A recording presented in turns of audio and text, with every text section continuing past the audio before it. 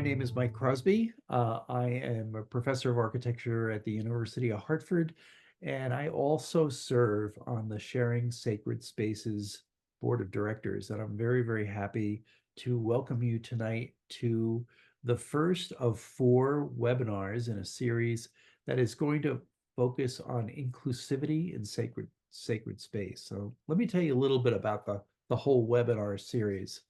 Um, so this webinar series will present 4 different viewpoints by designers of sacred space who strive for inclusion and, through that inclusion, diversity. Sacred space has historically been contested space, which means that access to it has been denied by such factors as your gender or race or sexual preference, your social standing, your religious belief, your physical ability, and also maybe your marital status. Um, the webinar series explores how designers of sacred space can challenge exclusivity and promote inclusion, which ultimately enhances diversity in sacred space. And importantly, beyond the walls of the congregation's home.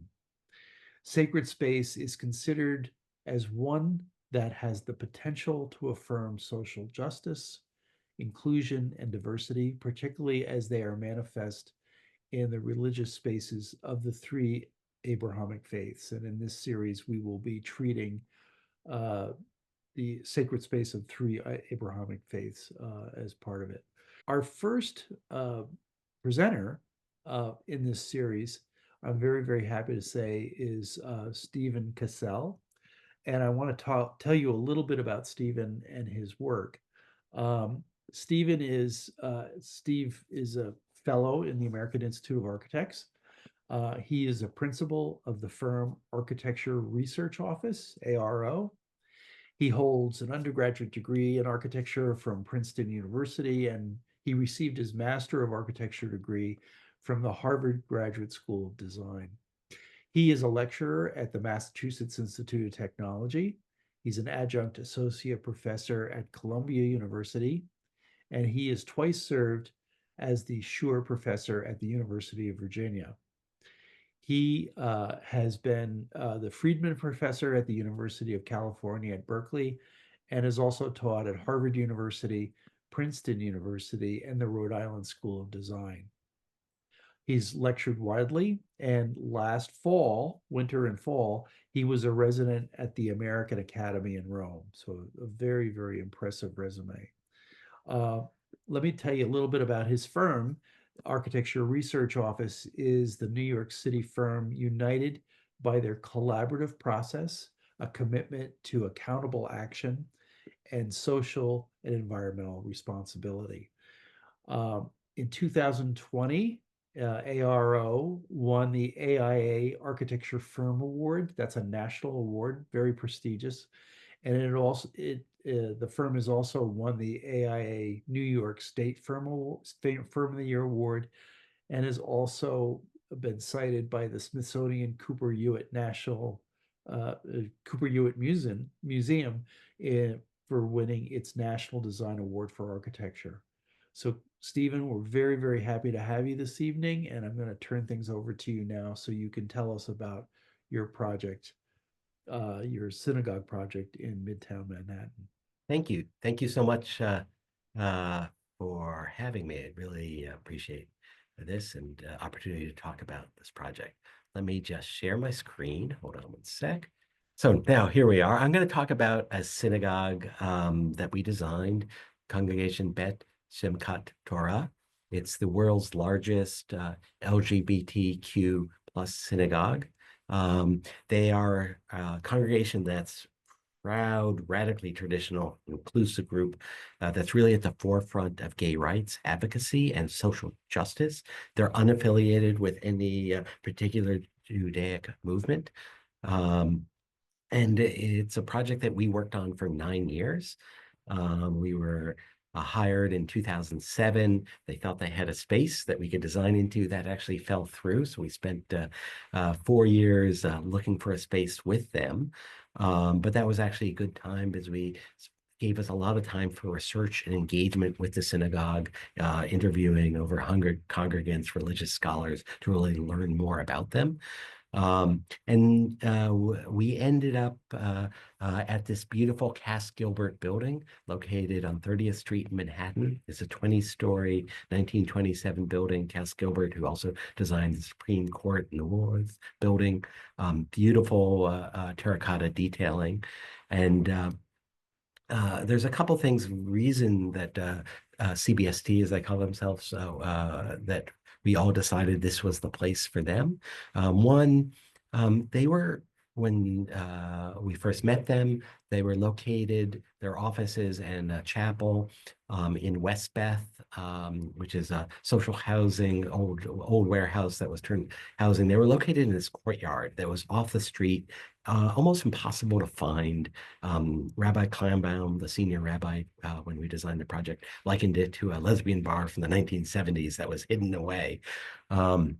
And so one of the basic things they wanted is street presence. They wanted to be there in the city, engaged, so people could find them and they could be proudly out there within the city. That said, and so there's 50 feet of storefront here, which is great. They really were there.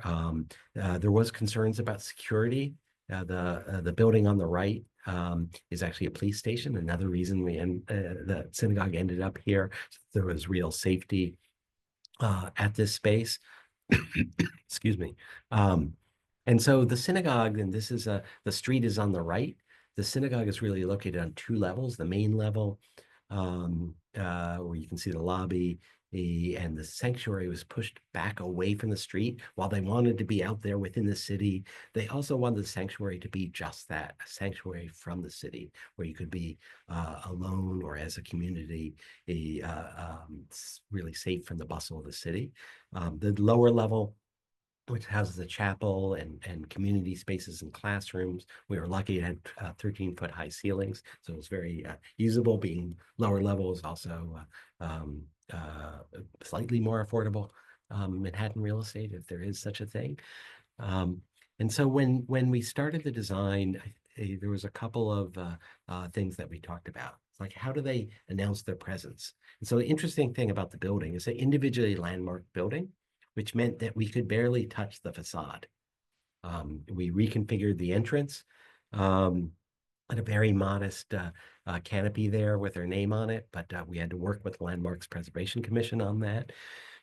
But behind the glass, where it says Congregation Bet Shimkat Torah, we could have a large sign as long as it was 18 inches behind the glass out of the purview. They wanted to really say who they are. And at the same time, the entrance, which is on the left, they wanted to express who they were, the LGBTQ plus synagogue. And we did so after long discussions with them through a plane of lavender glass. And whoops, and you can see they commissioned Gilbert Baker, the designer of the rainbow flag, to hand sew 4 rainbow flags to hang within the lobby and be seen from the street. And that color, lavender, like all aspects of the synagogue, were long discussions as part of with the community, with an amazing building committee of what color feels right. Should it be magenta, which ties in to the history of the AIDS crisis and the activism of ACT UP? Maybe that was too strong. Should it be blue, which ties in the sort of classic color for synagogues, tying into Israel? And we landed on lavender that felt like this is who they are as a community, and they want to express their identity out to the street so everyone knew who they were. And while they are an LGBTQ plus synagogue, one of their mottos is they are open to all.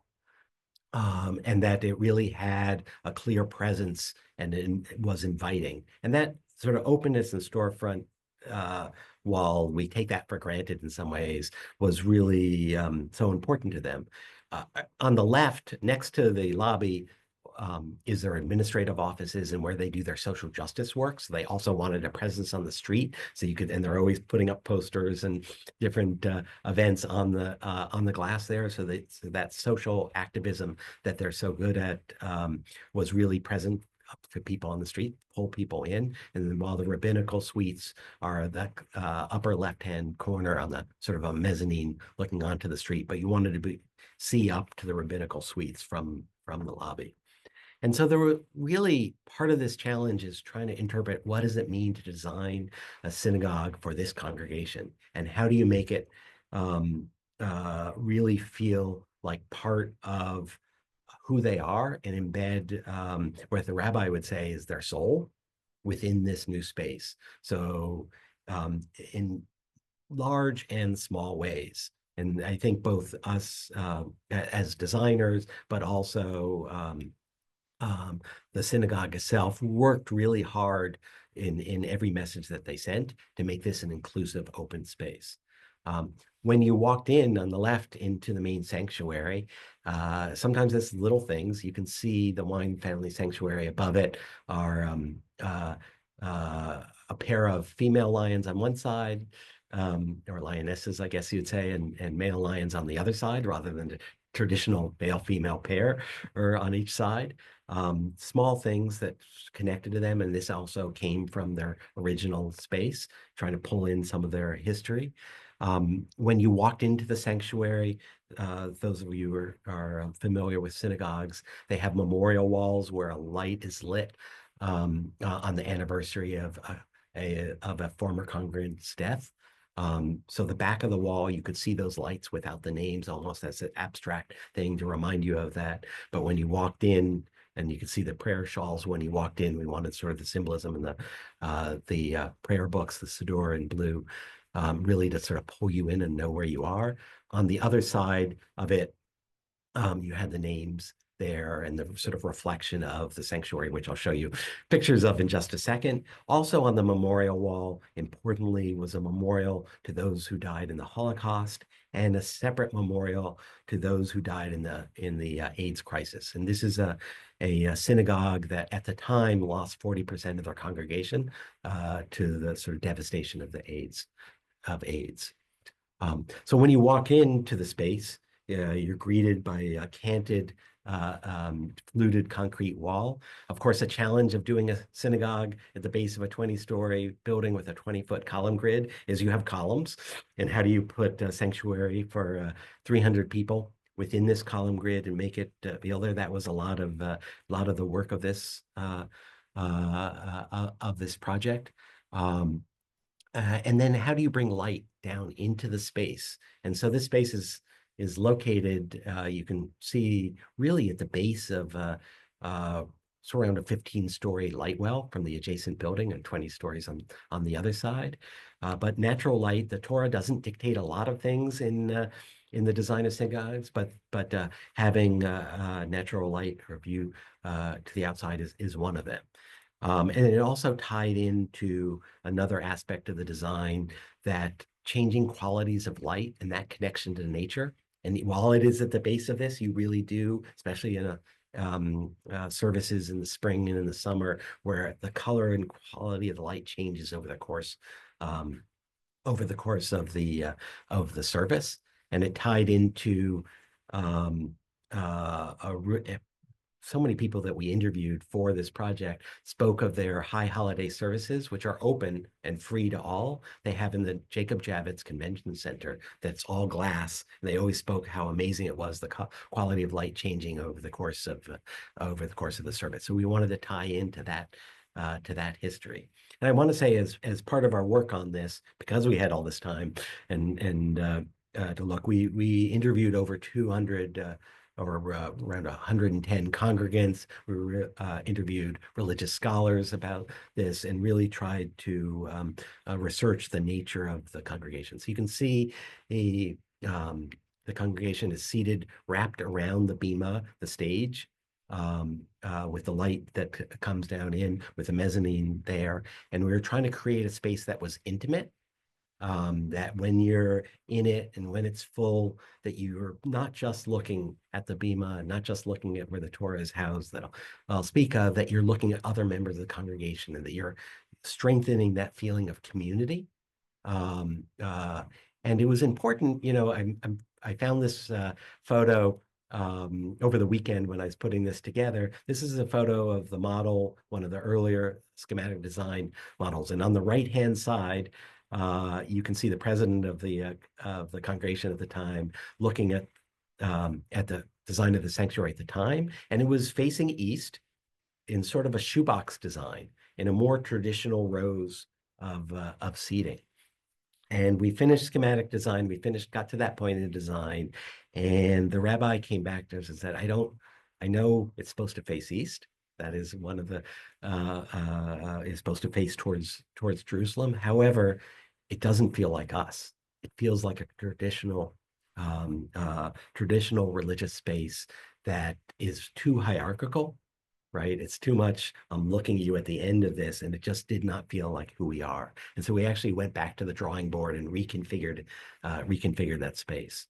Another aspect of the synagogue and the nature of who they are is the idea of music.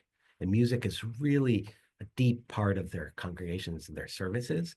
And so that tilted wall that the light comes down to, which is fluted, is also designed acoustically to make it incredibly warm and rich space for the playing of music. And actually, we had to test that pattern in Chicago.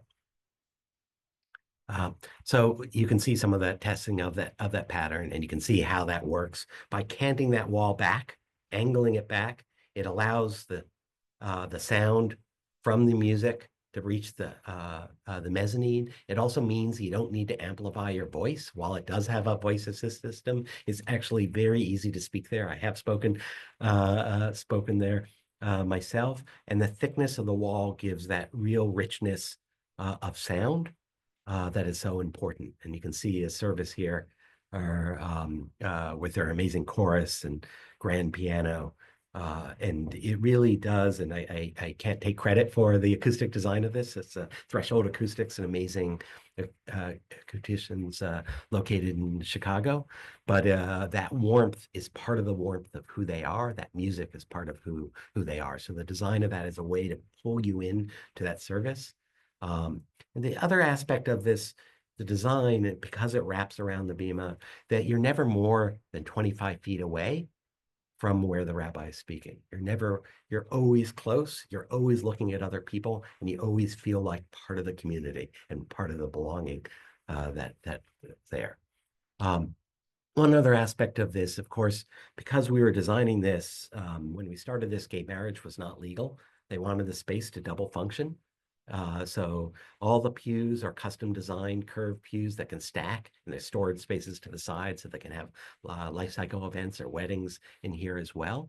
And because as we did that, when we designed the ark that houses the Torah, which you can see here behind those wood screen, we had multiple positions. We had a screen that went over it that was steam bent wood, that when they were not using it, were using it for a secular event, it would stay closed. When they were using it for a service, it would open up and it would expose a panel of woven silver and gold-plated wire and a natural fiber. An interesting thing as we were designing it, Rabbi Kaimam consistently reminded me that not only does it have to look good and work well, it has to be fabulous. And so the gold was part of making it fabulous. The Hebrew letters mean it's good to give thanks. And then that opens up to reveal a curtain that the Torahs are behind. I don't have photos of the Torahs open because it's not appropriate. That curtain is a laser cut gold and maroon fabric that I'm going to talk about now. Again, the sort of gold part of the fabulousness. And so you can see the fabric here. You can see sort of the different layers of that. And you can see the pattern that's laser cut on the fabric that we designed. And so the interesting thing is, as we're working on this, because they're a synagogue that is not affiliated with a specific Judaic movement, they wanted to tie in many different ways to many movements. So in this case, when we were designing the paroquet, which is the curtain, we actually found a frieze, architectural frieze from a synagogue from the 1350s in Spain. so a Sephardic tradition, took the pattern of that and developed the pattern from that pattern. And also it tied in with a tradition that I hadn't known about of these very small cut paper patterns, which is the lower right. That's something that's around the size of a sheet of paper. It's a historic image that they had given to me as a reference. And so it also tied in with that history of these sort of intricate cut papers. And one other aspect, they always call themselves radically traditional. They are a traditional synagogue who believe deeply in Judaism, but they're reinventing it in light of ideas of human sexuality. And so we thought of this laser cut fabric as a sort of radical, like modern reinterpretation, and then tying into that tradition. If you go downstairs to the lower level, it sort of spills down to a large space that serves many uses. It has an AIDS quilt that was put together. There was those of you might know this, there was actually in the mall in Washington a presentation of thousands of AIDS quilts memorializing those who died. And, the lower level is where they have food after services. They have different events. You can see there the stairs open up. We're working in always around the limitations and the size of the column grid of the building. Also in there is a chapel that also double functions as a library. This chapel is also for life cycle events. It is designed also with steam bent wood that wraps almost like a prayer shawl around the ark in the center. Again, trying to create warm and inviting spaces. And then trying to tie into their history or the history of Judaism in New York City. The ark doors were in their old sanctuary, which were reclaimed from a synagogue from the 1920s that was in the Bronx, that was no longer used as a synagogue. So what are the different ways that we can tie in with this? And then there are different ways and different ways of thinking about this. And so everything from where do you keep the yarmulkes when you first walk in, and the pink yarmulkes are sort of the symbol of who they are on the right, where we sort of push the wall in, or the custom designed furniture, liturgical furniture that's used for services, or the artists that they um, spoke to and commissioned to do a mezuzah. That's a prayer that's on the door frames. Those artists are Polish, and they made the mezuzahs where they cast from where mezuzahs were in the Jewish ghettos in Poland. And that is actually a cast from where it used to be. It's sort of a palimpsest of that history, really from sort of Polish Judaism that was so impacted by the Holocaust. So what are ways that we can tie into their history, that we can tie into their soul? Other ways of doing that, and other things that we did are tie into their history. This is their elevator. We actually commissioned custom wallpaper that tied into images from their history, and also poetry. Walt Whitman is important within their prayer book. And so this poem from Walt Whitman is there to greet you when you use the elevator. I think it might be the only Walt Whitman poem in an elevator that I know of. And of course a pop of color, which is so important. Or even just dropping in poetry and the Whitman into the stairs themselves, into the trotso. So you're always discovering different aspects of who they are and what they are as you walk through. So you can see here, I said, I find letters dropped from God, letters from God dropped in the street. In this case, dropped in a stair, but we're not gonna change Whitman, of course. A different aspect is the restroom. I don't show a lot of restrooms in my when I'm showing our work, but in this case, it was very important. When this was designed, basically single or non-gendered restrooms were not legal in New York City. Uh, they felt very strongly that they should not have gendered restrooms. So this was actually a long process. We designed custom wallpaper for it as well, the sort of rainbow of the individual stalls that are there to make people comfortable within it. And each one has a mirror. So if you're trans or you're transitioning, you can feel comfortable and get dressed or do your makeup away from others. And so this was deep dialogue with them to talk about this. Um, but since it wasn't legal, in New York, a lot of people, you could see sometimes some non-gendered restrooms that were basically done illegally. They put the signs up and then took them down. That wasn't acceptable to the synagogue. They said we need to be recognized, that this is important for who we are. And so Rabbi Kleinbaum wrote a long letter to the Department of Buildings. Um, I love my city. The Department of Buildings is quite a bureaucratic place in New York City. But they granted a variance to the law where they said, and this is a wording that I never would have thought I would hear from the New York City Department of Buildings, in consideration of the proposed synagogue for the LGBTQ community, where the conventional definition of gender is no longer sufficient. In essence, they're saying that they're granting this waiver. And so that was such an important thing to them. It was also important that all the signage throughout the building spoke to their values. So outside this restroom, they talk about they are a shared restroom and includes people of many gender identities and expressions. And they want to make sure people are comfortable and that you're not commenting on people's appearance, that you're making sure everyone there feels welcome and engaged, part of the community, and feels safe. And safety is a really important thing. We also tied in different aspects of their history within the restroom. It's the only history wall in a bathroom that I know of. It actually, we were so proud of this project, and then everyone just went down to the bathroom to look at the history wall.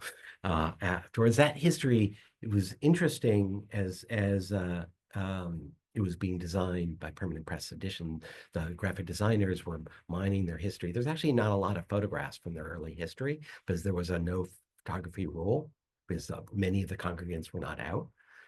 And so we had their history there, including sort of a tragic letter that you can see here. And it's a letter from a congregant. When you read it, they're clearly describing that they're sick, and it's clearly describing they have AIDS before AIDS was identified as a disease. Really, honestly, it just makes me tear up every time I think about that. But that is part of who they are, and they lost so many people to the AIDS crisis that it really is important to weave that in. So to pull back out and look at this, and I don't know whether I've done this too quickly, Michael. To pull back out, You're doing really, I think I think what we're trying to do is create a home that everyone feels welcome. To give you an idea of how important it was to the community and to the greater community, when we were just finishing construction of the project, and the lower right hand where the offices were we had construction meetings.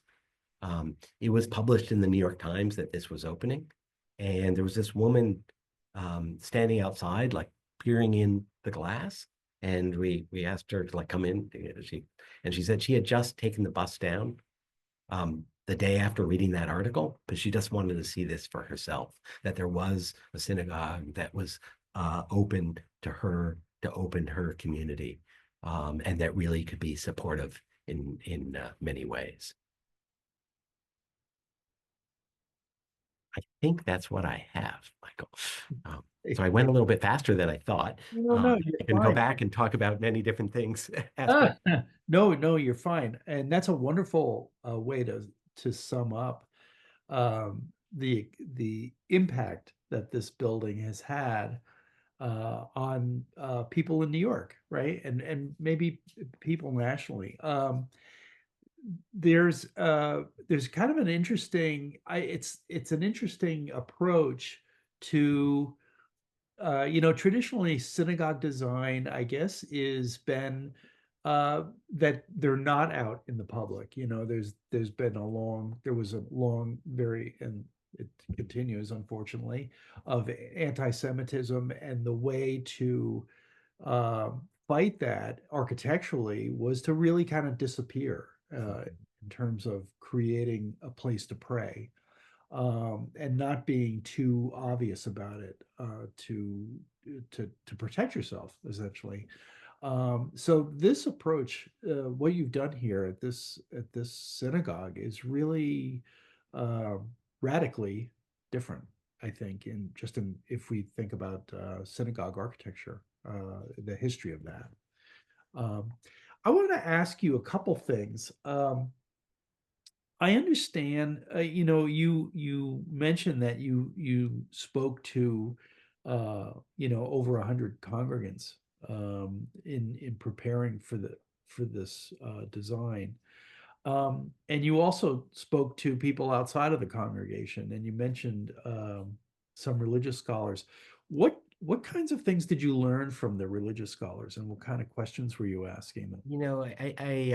It was a while ago, Yeah, I'll admit, but uh, they really describe the importance of this particular congregation within the tradition of Judaism, and how they were really engaging ideas of social justice that are important to Judaism. yeah, They are engaging ideas of what does it mean to have a service, but also be gay, or to be open to different genders or different gender expressions and all of that. And they a lot of it spoke to the importance, which, when we were hired, we didn't understand that. We had long conversations with a couple people. One person who was writing had written a book on them, and Rabbi Kleinbaum, who just um, stepped down as chief rabbi, and she's now emeritus just this last spring.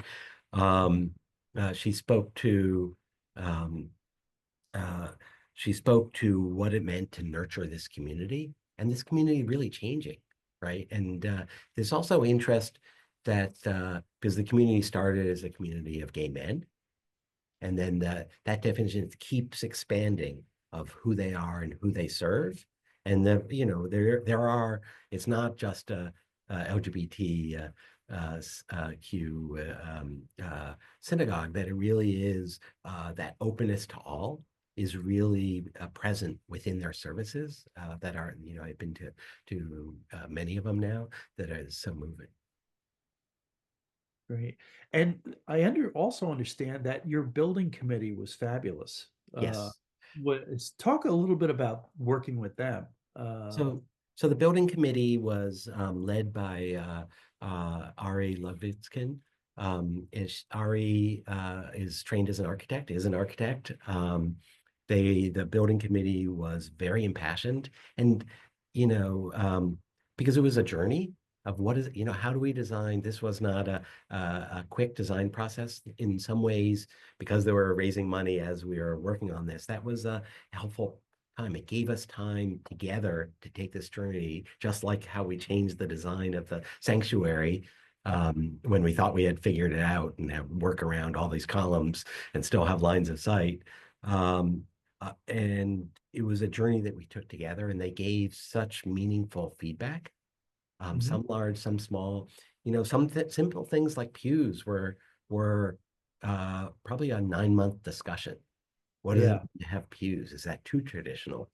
Um, yeah, does that feel comfortable to me? But on the other hand, it helps define the space in a way and yeah. create an order to the space, the curve of the pews. We worked with a custom pew designer from England, Luke Hughes, um, who did, amazing working with us to design something that really shaped the shape of the space.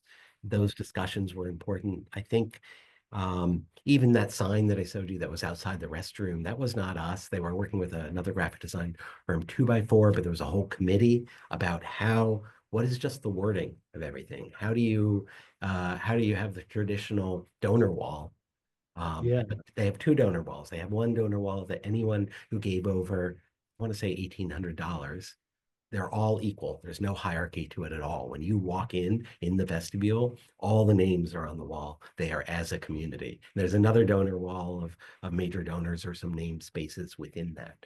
Everything was discussed in ways to how to make it more open, and that iterative process, that long discussion, I think made it a richer, warmer space, giving us information, us, trading back and forth as we designed and responding to it. And then really reaching out to the community.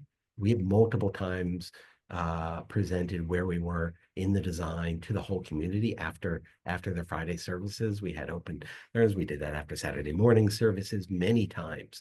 And so part of that is making sure everyone felt like they had a voice within Yeah. this, um, within the process of design. And it was such a, in some ways, fraught because because they didn't want to screw it up. Here's their chance to have a space. Their original space that was in West Beth really was divided. It was offices and a small chapel.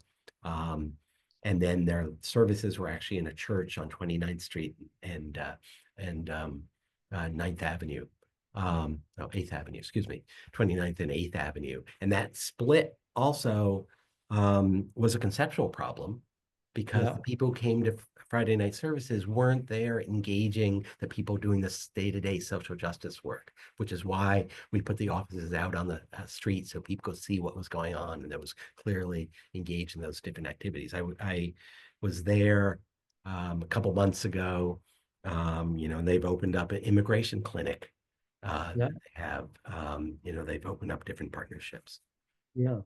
I'm really impressed with your process because you have, you know, this is supposed to be and is a place of inclusion and a place of welcome.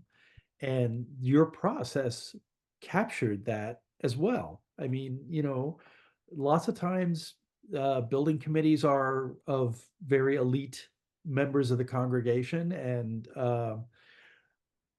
there's a lot of uh, what tension, put it that way.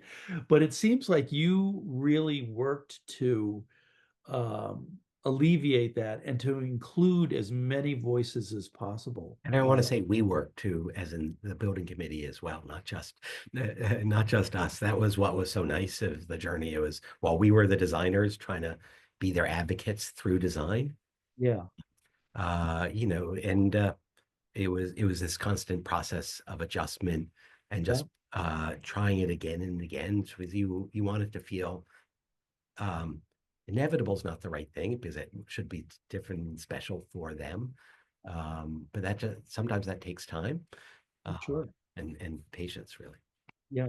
And now I understand also from your uh, practice, the architecture research office, that you the way you practice architecture is a very, very much an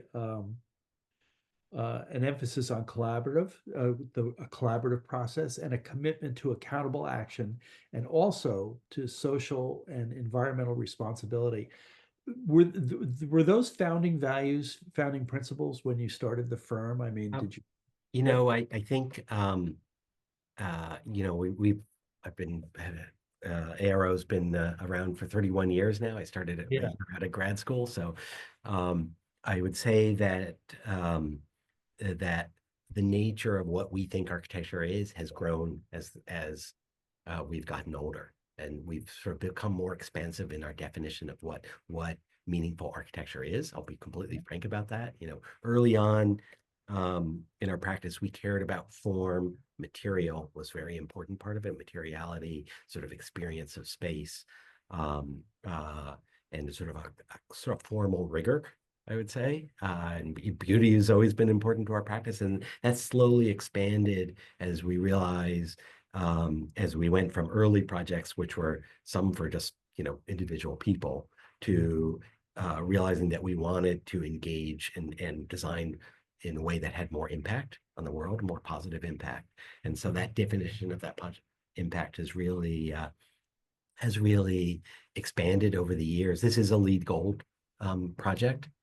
So it definitely was as sustainable as we could make it. And the synagogue, that was very important to them. It was important to them. They wanted to make sure, and they in interviewing contractors, that the contractors paid a living wage to everyone who worked there, that there was health insurance, that the subcontractors had that. There was a Yeah, real, like, their values and our values they wanted to reflect in not just the final space, but in the building and design of the space as well. yeah. Um, one thing you didn't talk about, which I want you to tell us about, is the decision about where to put the light, the Whoa. yeah, Um, Here, I'm going to share that an and that image again. and that and that column, Yeah, which let me go all just jump crazy. up to an image of that then. Sure, sure, sure. Hold on one second, because that'll be easier. Um, so then Yeah, here we uh, go. here you go. So the nature of course, designing a synagogue in a 20-story building where there's a column every 20 feet in every direction is there's a column every direction. We were trying to work around that, and we're trying to design the Ner Tamid, the eternal flame. And we came up with many different designs for that. And we had this column where it's like, it's there. We had gold leaf on it for a while. We tried to work with it. And in one meeting, Ari on the building, who led the building committee, is like, well, I guess we should think of the column as a tree of life. It's holding the sanctuary up. It's holding the building up. Yes, yes, yes, yes, And yes. once she said that, it was like seemed so obvious. And we realized that if we took the Ner Tamid and really thought of it as this void that was carved out of the top of the column, Yep, so that's a basically half round, almost bowl-like shape with just a bowl with the light below that's been gold leafed, and yeah, it's almost like the light from inside the column is coming out. it's uh, really beautiful. was brilliant. And that was part of the dialogues that we had, of different ideas people had, or just the conversations that we had, where the decision on the color of that glass that went on for 3 months, Yeah, probably, of what is the right color, what does it mean, what is the meaning behind it. Should it be blue? Well, that's Israel, but that's not us. yeah, That's it's part of this. What should it be? Should it be magenta? That has meaning in gay rights history, and the sure. history of the AIDS crisis, but maybe that's too strong a meaning connection. How do you balance these things so it really does feel like a part of ourselves? Yeah, beautiful. I mean, that photo of the light really kind of, it feels like it's glowing from inside. And that's a perfect metaphor for this building, which is, as the rabbi described it, is it's really an extension of the soul of that congregation, right? So it's really showing its soul. Um, One thing I wanted to share with you is a question that we have from the audience here, and it was it's been up here in the chat, and this person wants to know, were there modifications or accommodations to any of the traditional and expected hallmarks of the sacred elements of a synagogue, such as the design of the bema that reflected the LGBTQ character of the community and presented tension or challenge for the community? You know, um, it's funny. The design of the Bema um, took a long time. Actually, part of the tension, this is a roundabout way. Part of the tension on this was this is a classic New York project where they could use a lot more square footage than they could afford. Well, Yeah. every New Yorker's apartment's like that as Yeah. well. So there was both a tension on the design of the Bema of making sure there's enough room for music and for the chorus. Um, there and then there was a tension on how on Saturday mornings is there enough room to unroll the Torah Yeah. for readings. In Okay. terms of um, sort of the traditional synagogue design of that, there was less of a discussion. There was a lot of discussion of the design of the ark that I spoke to, and how do Yeah. you make the ark feel like it ties in to who they are, Yeah. both on the fabulous side of it and on on the functionality side, or how do you use a space that is a sanctuary for a non-religious use, for a secular use at the times they use that? How do you do that in a respectful way? But I can't say the BEMA discussion though. Um, and it's funny now that I think of it and think back, we actually designed these large uh, object on the BEMA. We had got many different designs for it, and in the end, they went for simplicity. They're not all on the table. There's some very simple furniture that, of course, wasn't ready when we photographed the synagogue. So it's not all of it's in there. It's the nature of a photography. But if you go to their website, you'll see some of it that we went towards simplicity.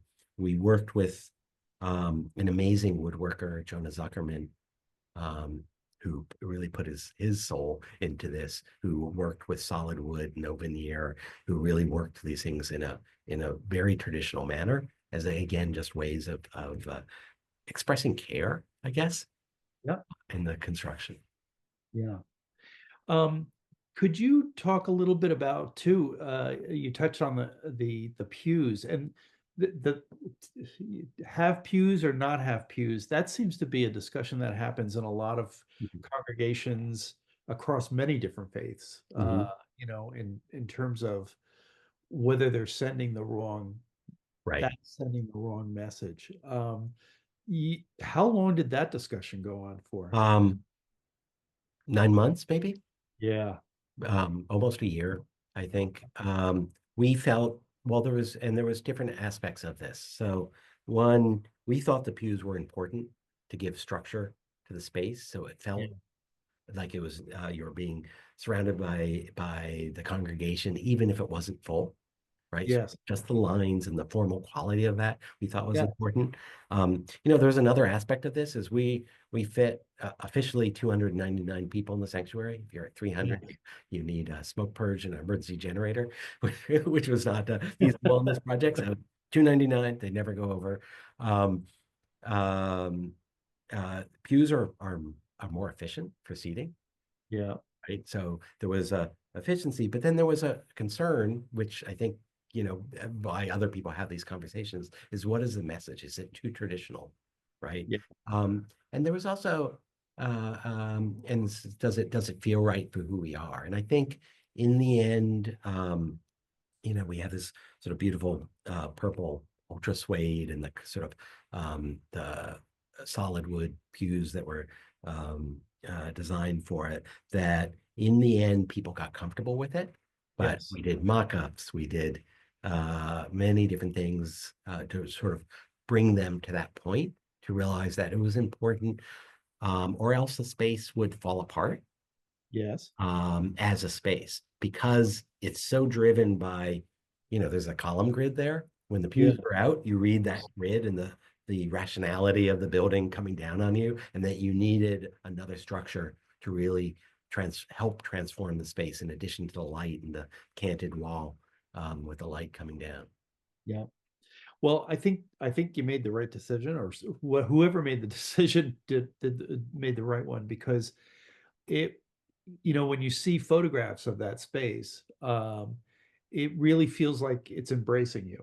Those pews have a shape that really feels like it's hugging you in a way, and that's again, to me, is another um, expression of the inclusivity of this design and of this building, that it's really, it's almost like every decision gets sort of filtered through that that important goal. I think that's right. I mean, we also had people come in that consult on people who are hard of hearing. We had a hearing loop, which was a major stretch Yeah. financially. This was a financial challenge, this project. It was real, by far the most expensive thing the synagogue had ever invested in. Yeah, we had lighting checked and light levels to make sure if you're slightly sight impaired that you still could read, or if you're like me now, glasses that get stronger every year, Uh-huh. that it's easy to see in all the different spaces. All of that were long conversations, and if there's something we didn't know, we together as like, who can we bring in Yeah. look at this with different eyes to make sure we're doing it right, because you get tunnel vision as a designer or even as a committee, Yeah. because you've been looking at it so long that you need other views to come in that would look at it through a different lens. No Yeah. pun intended. And it was also important with those pews that you could take them away, Yes, and they it stack, which is amazing. They're is built pretty up. amazing when I heard that they're stacking pews. I Yes. mean, I don't think I've ever seen a stacking pew. So Luke Hughes and his designers are pretty amazing. So if anyone on this call needs pews or beautiful chairs, they're the people. They were really committed to the project and really committed to like, how do we make this work, and how do we make something that's going to last for years? Because Yeah, there's something nice about the solid wood and how it slowly gets a patina over time, but like beat up a little bit in a good way, yeah, that shows care and sort of love. yeah. Very good. I'd like to ask our audience members if they might have questions that they like to ask Stephen about his project and his design approach to this concerning inclusivity. Do we have any questions? Um, you can you can put them in the chat, or you can just unmute yourself and ask if you'd like to do that. No one is, everybody's shy tonight. Um, interesting.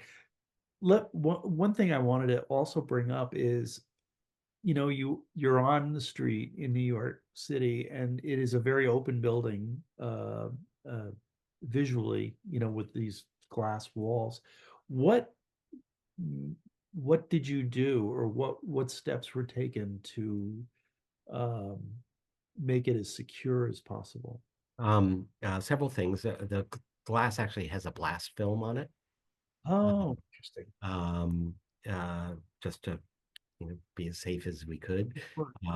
There is a police station, so it's that's not, we didn't design the police station. It's actually quite Yeah, beautiful, Richardson Romanesque building. But and then the way the vestibule works is basically a double, it's locked on the inner vestibule with a camera. So if it's off hours, you come in, and if it's on hours, there's always someone there to make sure you come in and belong there. It's that balance. They want to be safe, but they don't want to make it hard to walk in or make you yeah, scared to walk in. So that was a real balance working with them on how that worked and how the controls work. And of course, we always want everyone to be safe. sure, of course. Well, Stephen, thank you so much. We've got just a few more minutes left here. I really appreciate you taking the time to talk about your work and talking about the synagogue in particular. And I think your building really captures this whole idea of being inclusive, not only of a marginalized group, but also of anybody, because the rabbi, I get this wonderful quote that the rabbi used in her letter to the building department, Yeah. which I think is a wonderful uh, tale in itself. And that it was important that they create a peaceful, safe, inclusive home for all, no matter who walks through the door. Uh, so it's not just about inclusivity for this community, but also for anybody who walks through the door. And I think you've really beautifully delivered on that. So, Thank you so much. And thank you so much for having me. I really appreciate the sure, sure. And we would like to thank the folks who joined us tonight, and also encourage you to join us for the next three webinars that will be in this series on October 17th, a week from today.